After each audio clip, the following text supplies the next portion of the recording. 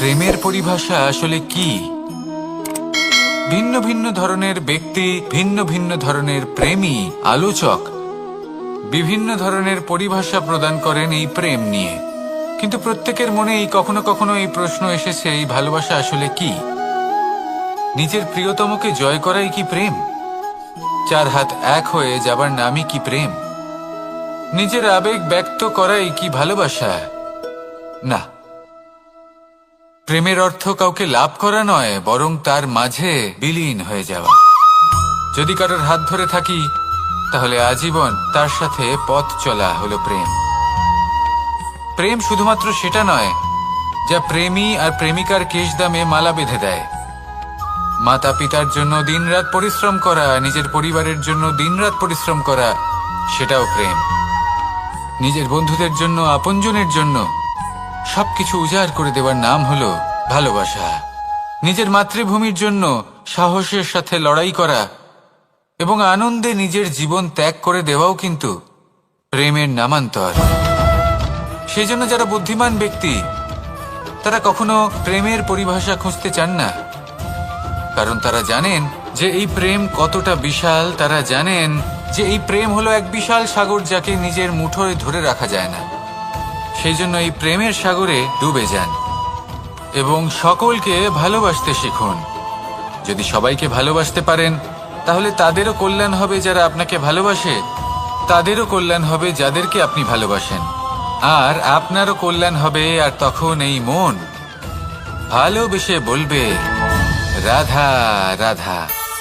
এই সংসারের সব থেকে গুরুত্বপূর্ণ তত্ত্ব কোনটা? প্রথম হলো সময়। জন্ম থেকে মৃত্যু পর্যন্ত এই যে সময়, এটাই তো হলো জীবন। দ্বিতীয় হলো জীবন, যাতে আমরা সময়ের সদ্ব্যবহার করি, শ্রেষ্ঠ থেকে শ্রেষ্ঠতর কাজ করার চেষ্টা করি, বহু বছরের এই পরম্পরা, এই সংস্কৃতিকে এগিয়ে নিয়ে যাওয়ার চেষ্টা করি, এই সংসারে আমরা অংশগ্রহণ করতে চেষ্টা করি।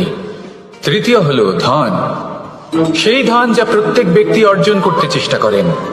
এবার এই তিনটি তত্ত্বের মধ্যে একটা সামঞ্জস্য আছে, সমান ব্যাপার আছে। সে ধনই হোক বা সময় হোক বা হোক জীবন। আর সেই সমান ব্যাপার হলো যে যদি আপনি এটা গণনা করতে থাকেন, তাহলে তা কমতে থাকে। যদি আপনি এটা ব্যবহার করেন, তাহলে তা বাড়তে থাকে। একে সংগঠিত করে রাখতে চেষ্টা করলে এ হাত থেকে ফসকে যায়।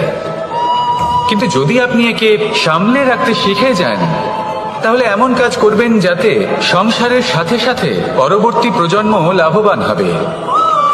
যদি কিছু শিখতে চান, তাহলে সামলাতে শিখুন, গণনা করা বা সংগঠিত করা নয়।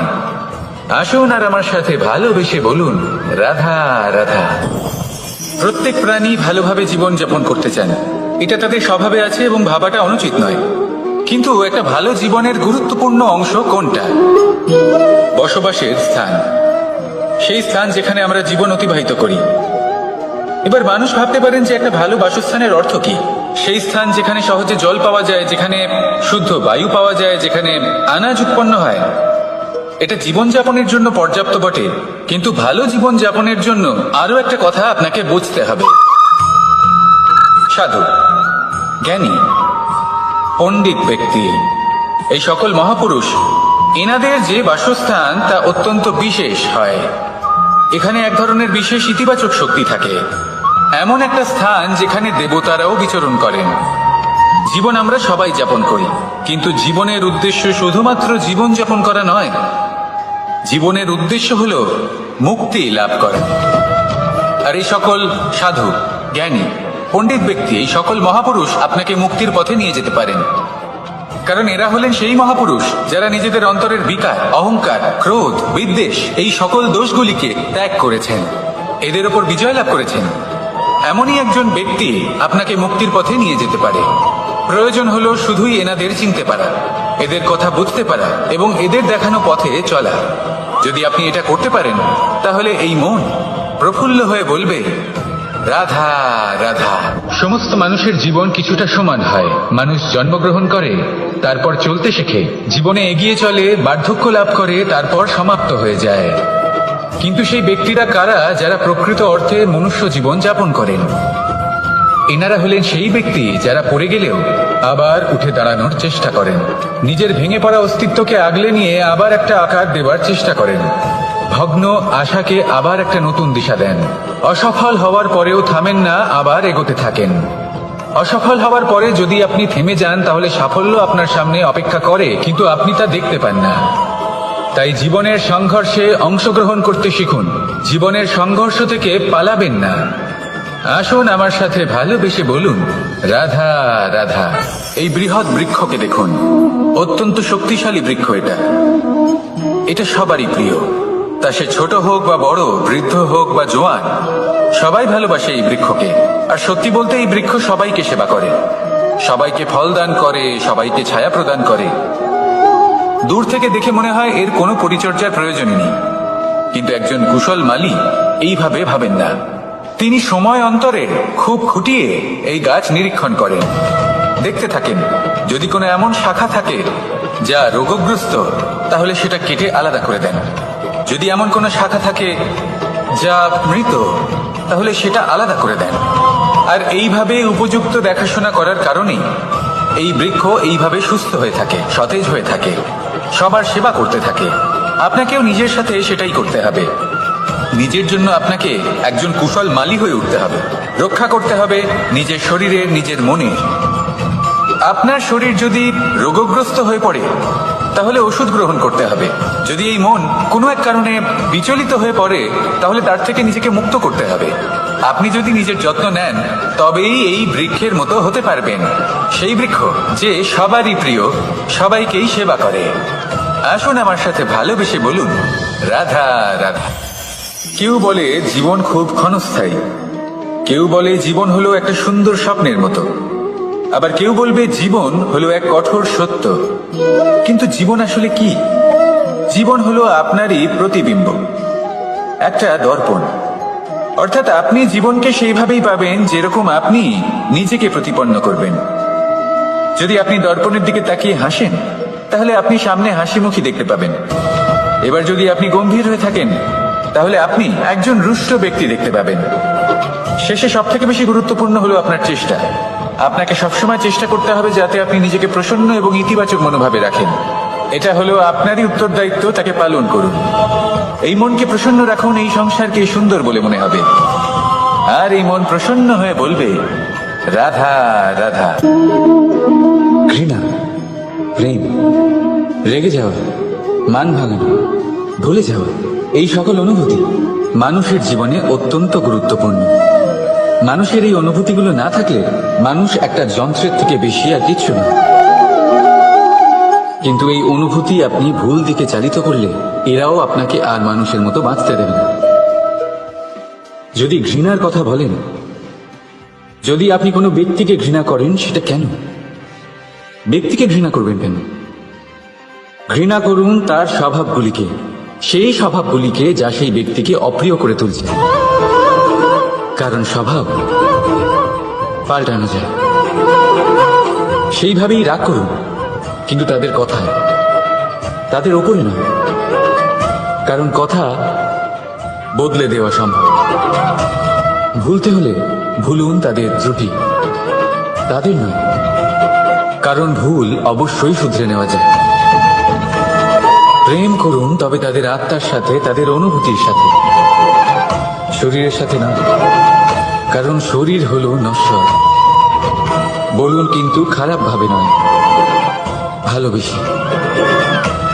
রাধা রাধা। আমরা সকলে শক্তি অনুভব করতে চাই।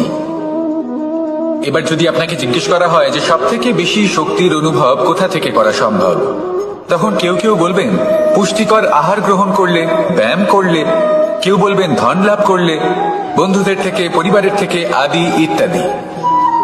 এইভাবে আপনি শক্তির অনুভব অবশ্যই করতে পারেন, কিন্তু সব থেকে বেশি শক্তির অনুভব যদি আপনি করতে চান, তাহলে তা পাবেন শুধু একতার দ্বারা, সংগঠনের দ্বারা। যদি আপনাকে উদাহরণ দিই, নিজের এই হাতটাকে দেখুন, 5টা আঙুল রয়েছে।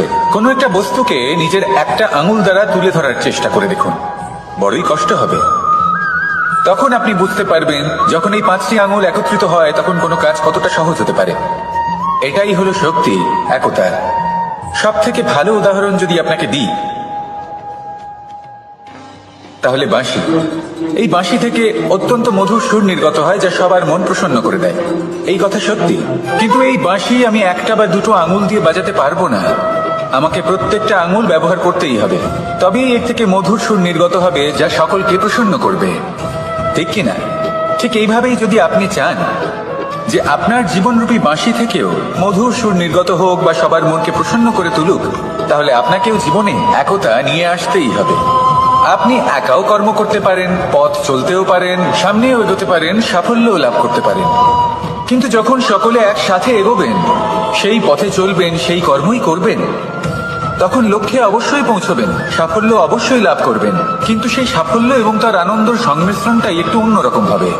তাই জীবনে ঐক্যবদ্ধ হন, একসাথে মিলে এগোতে থাকুন, আর আমার সাথে ভালোবেসে বলুন, রাধা রাধা। এই হলো বট গাছের একটা বীজ।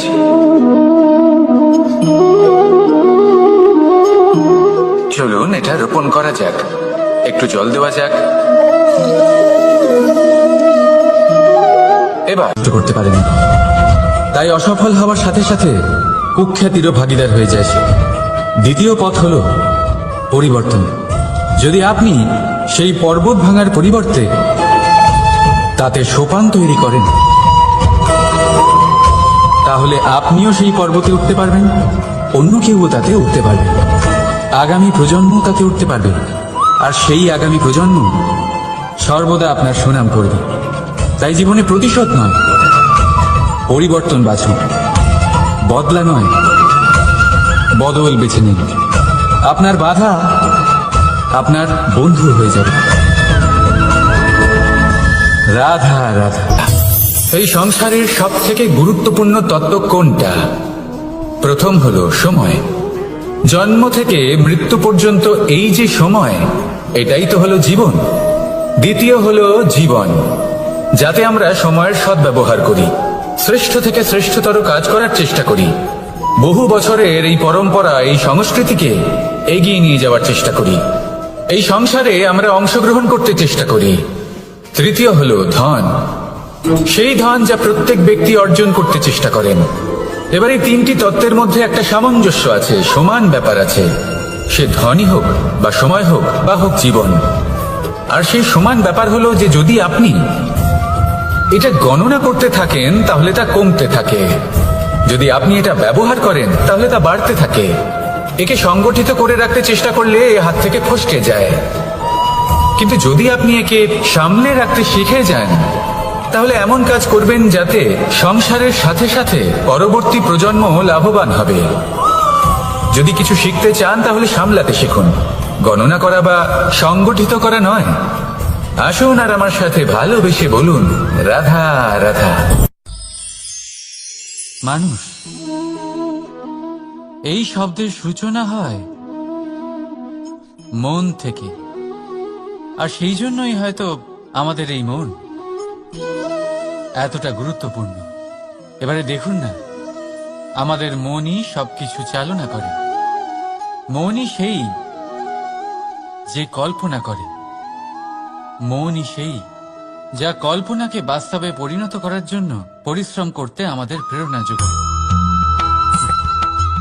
মনই সেই যা লোভের জালে জড়িয়ে পড়ে। মনই সেই যা অভিমানের পর্দা দিয়ে ঢেকে যায়। আর এই মনই সেই যা আপনাকে বিনাশের দিকে টেনে নিয়ে যেতে পারে। কিন্তু যদি তা পরোপকার করার ইন্ধন পায়, তাহলে এমন কোনো মহান কাজ নেই যা আপনি করতে পারবেন না। কিন্তু এই মন কি? এটা বোঝানো যায় দুটো শব্দের মাধ্যমে, দুটো সহজ শব্দ। প্রথম,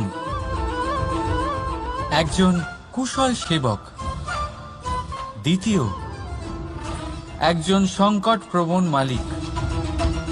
যদি আপনার এই মন আপনার নিয়ন্ত্রণে থাকে, তাহলে সে হলো আপনার সেবক। তাই আপনার অস্তিত্ব আছে। কিন্তু যদি আপনার মন আপনার কর্মের ওপরে নিয়ন্ত্রণ করে, তাহলে এই মন আপনার মালিক। আর তখন আপনার বিনাশ নিশ্চিত। তাই নিজের এই মনকে নিয়ন্ত্রণে রাখুন, কিন্তু ভালোবেসে। আসুন আমার সাথে আনন্দে বলুন, রাধা রাধা। এই সূঁচ দেখতে পাচ্ছেন আপনি? এটা শুদ্ধ লোহা দিয়ে তৈরি।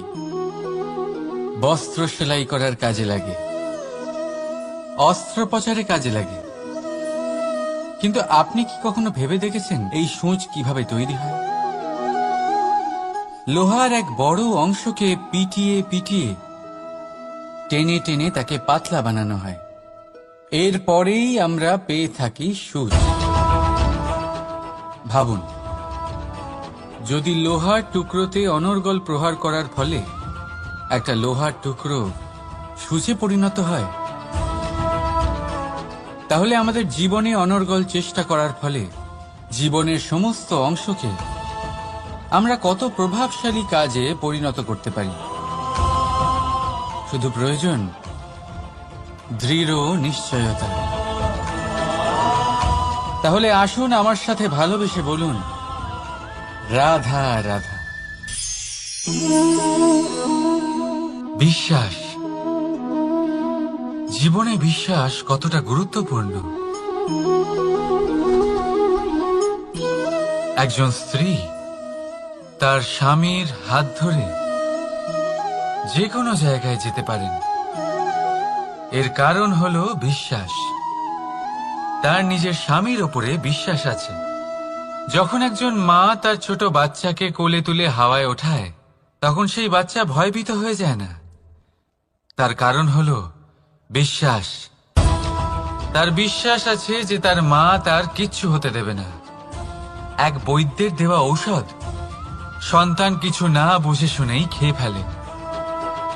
সেই বৈদ্যের জ্ঞানের বিষয়ে তার কোনো ধারণাই থাকে না।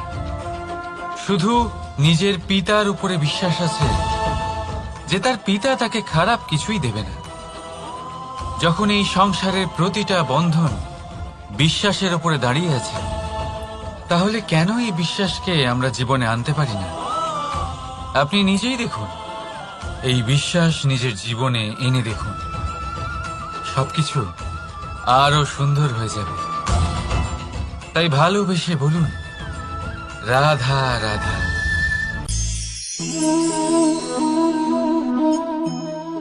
অহংকার, এই শব্দটা সবাই শুনেছেন। বহু মানুষকে আপনি এটা বলতে শুনেছেন যে ওই ব্যক্তির অহংকার আছে, ওই মানুষটির ক্ষমতার অহংকার আছে, ওই ব্যক্তির নিজের রূপ নিয়ে অহংকার আছে, ওই ব্যক্তির নিজের অর্থের অহংকার আছে, ইত্যাদি ইত্যাদি। কিন্তু এই অহংকার, এর অস্তিত্ব হয় কি করে? এবারে একবার এই হাতটা দেখুন। যদি এই হাতের 5 আঙ্গুল উঠে দাঁড়ায়, আশীর্বাদ। আর যদি এই হাতের 5টা আঙ্গুল একসাথে মুঠো হয়ে যায়, শক্তি। সংকটের বিরুদ্ধে ঢাল। কিন্তু এই একটা আঙ্গুল সংকটের কারণ হয়ে দাঁড়াতে পারে। এই একটা আঙ্গুল শত্রুকে আহ্বান জানায়। এবার অহংকার বলে এই শব্দটাই দেখে নিন। আমাদের থেকে আলাদা হয়ে গেলে হয় অহং। অহং অর্থাৎ ব্যক্তির মনে হয় যে সে আপনদের থেকে, নিজের বন্ধুদের এবং সঙ্গীদের থেকে, নিজের পরিবারের থেকে অনেক উপরে, অনেক শ্রেষ্ঠতর সে। কিন্তু মনে রাখবেন, এই অহংকার কোনো ব্যক্তির অস্তিত্বের বিনাশের প্রথম ধাপ। তাই ঝেড়ে ফেলে দিন এই অহংকারকে, আর বিশ্বাস করুন আমাদের ওপর, কারণ তখনই আপনি শান্তি পাবেন। আর সেই শান্তির সাথে বলে উঠবেন, রাধা রাধা।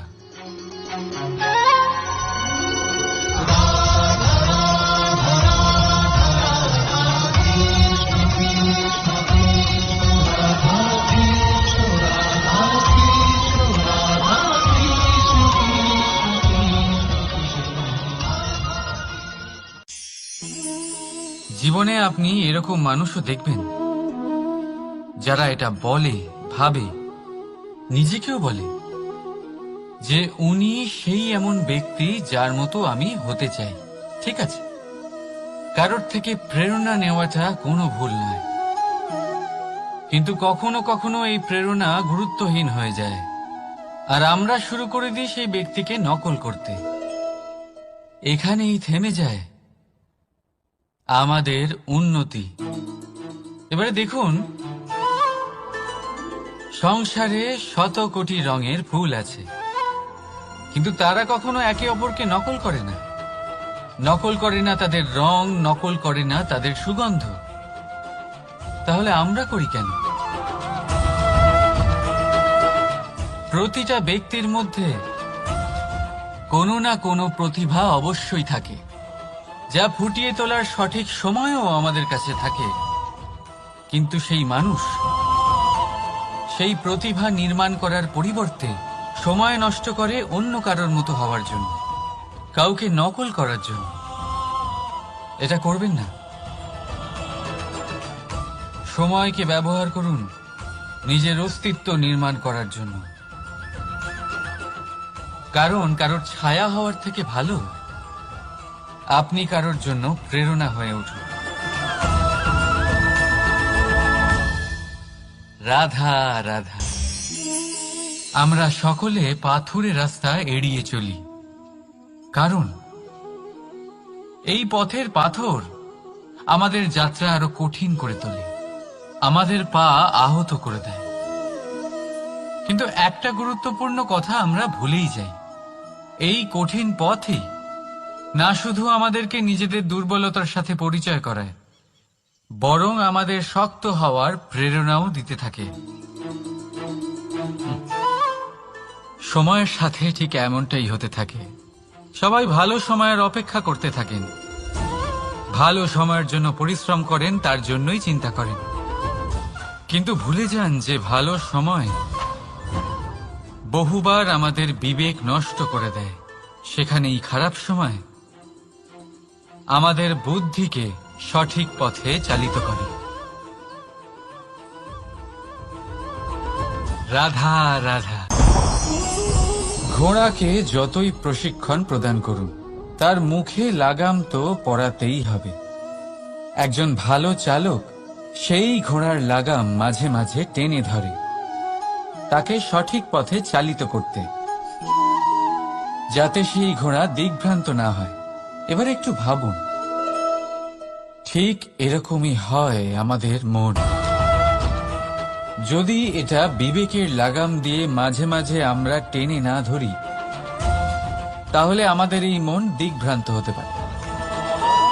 আর যদি আপনি আপনার লক্ষ্যে পৌঁছতে চান, তখন মনের এই লাগাম মাঝে মাঝে আপনাকে অবশ্যই টেনে ধরতে হবে, কারণ বিবেকের এই পথ প্রদর্শনই আপনাকে ভালোভাবে আপনার লক্ষ্যে পৌঁছে দেবে।